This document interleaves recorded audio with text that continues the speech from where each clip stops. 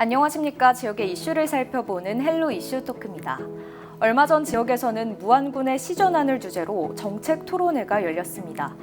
도청 소재지인 무안군이 서남권 중추도시로 역할을 제대로 해낸다면 전남 동부권과 서부권의 균형 있는 발전을 도모할 수 있기 때문인데요. 오늘 이슈토크에서는 토론회 주제 발표를 맡았던 초당대학교 정행준 교수 모시고 무안 시전안의 필요성들을 자세히 짚어봅니다. 교수님 안녕하십니까? 네, 안녕하십니까? 네, 무안군의 시전안은 지난 2005년부터 지역에서 논의가 되어 왔죠. 당시 민선 사기 공약 사항으로도 채택이 됐었죠. 네, 그렇습니다. 무안군의 시 전환의 시발점은 사실 2005년 전남도청의 무안 이전으로 촉발되었습니다. 그래서 전남도청 이전과 함께 전남도 단위의 공공행정기관들이 계속해서 이전해 옴에 따라서 무안군 삼양면에 이제 그 면이 삼양읍으로 습격이 되고 또 네. 목포시와 인접 지역으로서의 어떤 신도심 조성과 함께 목포나 또 광주, 나주 등 다양한 전남 서남권 지역에서 인구가 유입됨으로써 이 무안시 전환이라는 이 논의가 이제 본격적으로 대두되게 되었습니다. 사실 그 지난 30년 동안 네. 목포 무안 신안이라는 무안반도 통합 관련해서 6차례 시도되었지만 이게 실패로 끝났습니다. 그러다 보니까 그런 반대 급부로서 또 무안군의 입장에서 이제 각자 도생의 어떤 길을 걷겠다 하면서 무안시 전환의 논의가 이제 본격적으로 이렇게 대두된 것 같습니다. 네, 무안군은 전남 도청이 있는 곳이기도 하고요. 또 국제공항, 호남 고속철도 등 도시 인프라가 잘 구축이 되어 있습니다. 그렇기 때문에 도시로서의 성장을 꾸준히 이어왔다고 볼 수 있는데요. 교수님이 보시기엔 어떻습니까? 네, 맞습니다. 네, 그렇습니다. 무안군은 명실상부한 사실 광해행정 중심의 복합 도시로서 지금 성장하고 있습니다.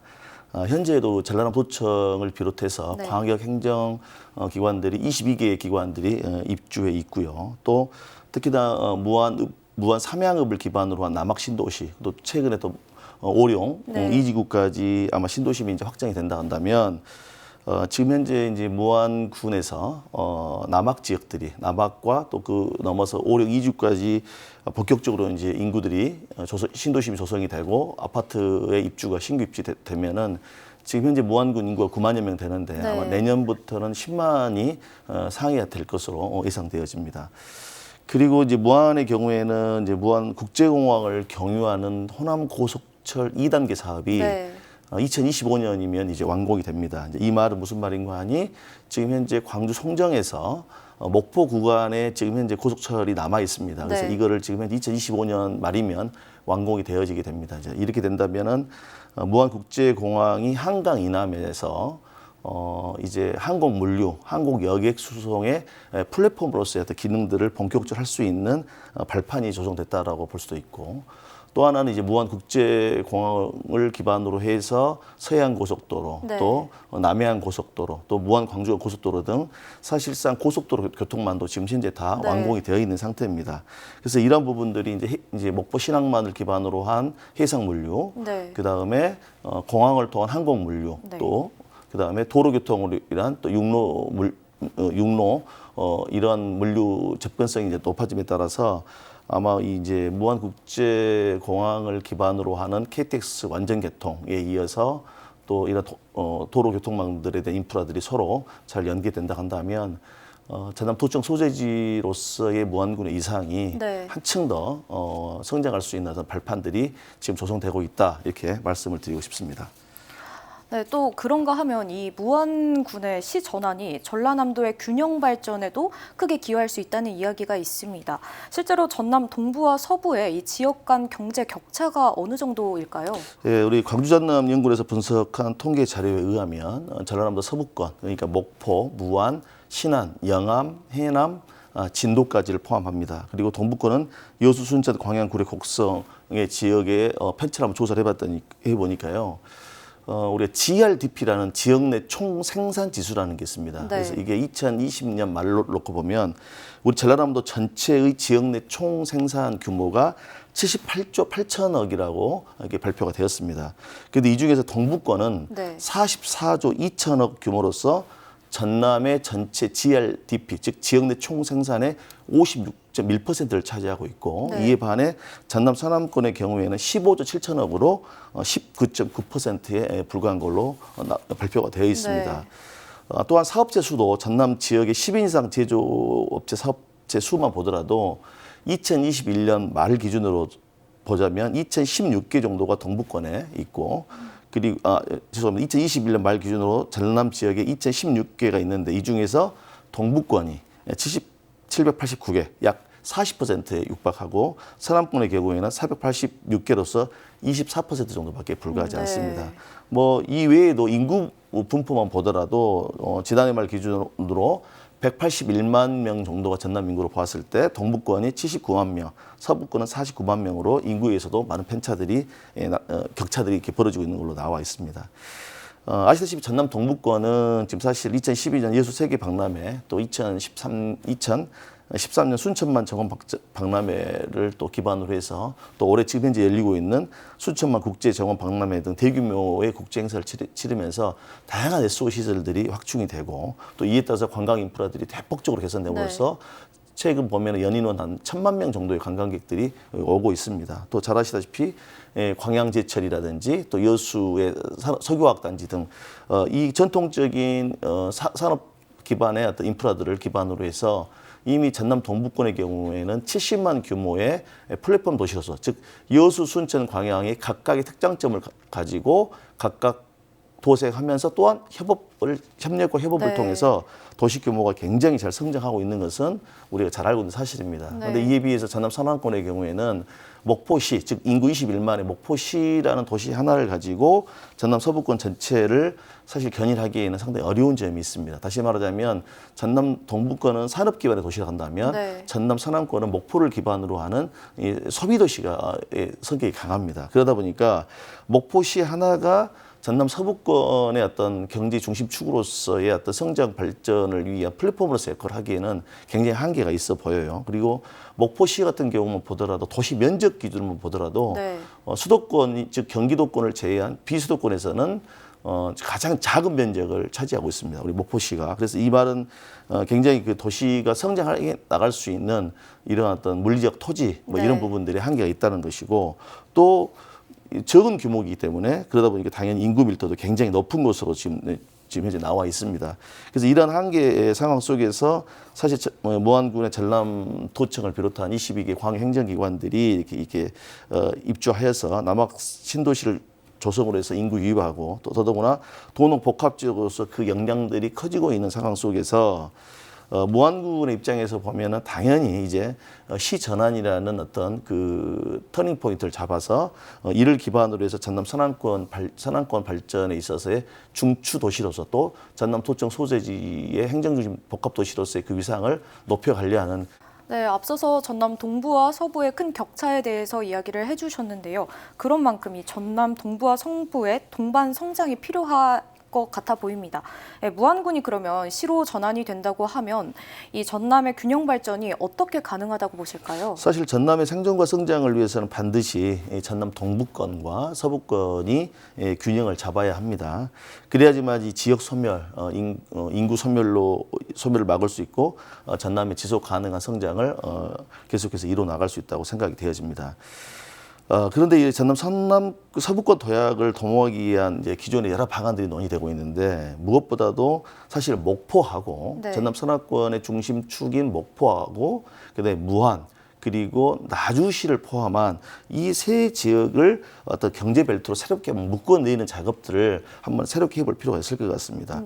이러기 위해서는 무엇보다 전남도청의 역할이 굉장히 중요하고 특히 또 무안군 입장에서도 이러한 전남도청 소재지의 이점을 충분히 살려서 무안의 신성장을 지속적으로 도모함과 동시에 당연히 또 무안시 전환의 어떤 노력들도 같이 병행함으로써 낙후된 전남 서남권 발전의 촉매제로서의 역할들을 할 수 있는 절호의 또 기회가 지금 무안군에 놓여 있다 이렇게 말씀을 드릴 수 있겠습니다.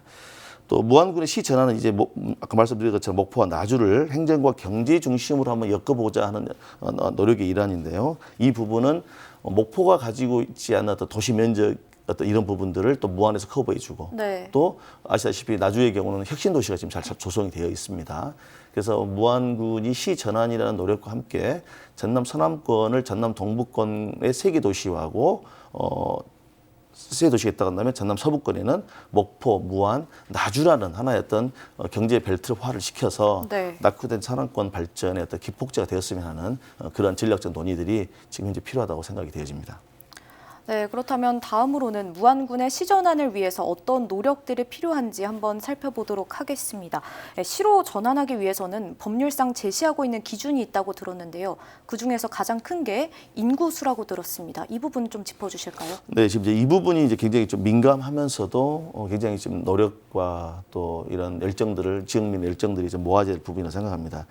현행 지방자치법 제10조를 보면 시 전환 기준이 있는데요. 네. 그 시 전환 기준을 보면 인구 5만 이상의 도시 형태를 가지고 있는 일개 읍이 있으면 됩니다. 네. 이제 이 경우에는 총 인구가 15만 명이 되지 않더라도 시 전환이 단독적으로 가능합니다. 네. 이제 대표적으로 경기도 여주시 같은 경우가 여주시 여주 읍의 인구가 이제 5만 명 이상을 이렇게 초과했습니다. 그러다 보니까 전체 인구는 11만 명이었지만 2013년도 기준 여주군이 여주시로 승격된 사례가 있고 네. 경기도 과천시의 경우에도 보더라도 인구가 현재 8만 명밖에 되지 않습니다. 그러나 아까 말씀드렸던 것처럼 지방자치법 10조에 의해서 인구 5만 이상의 도시 형태를 가지고 있는 일개 읍지역이 있으면 단독적으로 시 전환이 가능합니다. 네. 그러나 이제 현실적으로 이제 이 부분은 이제 무안군이 도달하지 못하고 있는 부분도 네. 있고요. 또 두 번째로는 인구 2만 이상의 도시 형태를 가지고 있는 이계 읍이 네. 이계 읍의 인구가 5만 명 이상이 되고 그 전체 인구가 또 15만 명 이상이면 무안시 전환이 됩니다. 그런데 지금 현재 현행법상 이제 우리 무안군의 입장에서 보았을 때는 두 개 읍, 지금 현재 남학이 소재되고 있는 삼양읍과 그다음에 오령지구라고 하는 일로읍 이 두 개 읍의 지역들이 전체 인구가 각각 2만 포함해서 5만 명이 되거든요. 그런데 아시다시피 이제 무안군 전체 인구가 15만에 미달되기 때문에 현재로서는 무안군의 시승격이 현행법상은 좀 어려운 부분이 있다는 걸 말씀을 드립니다. 네. 네, 말씀하신 것처럼 그렇기 때문에 무안군의 경우 이 인구수로는 시 전환 대상지에 적합하지 않은데요.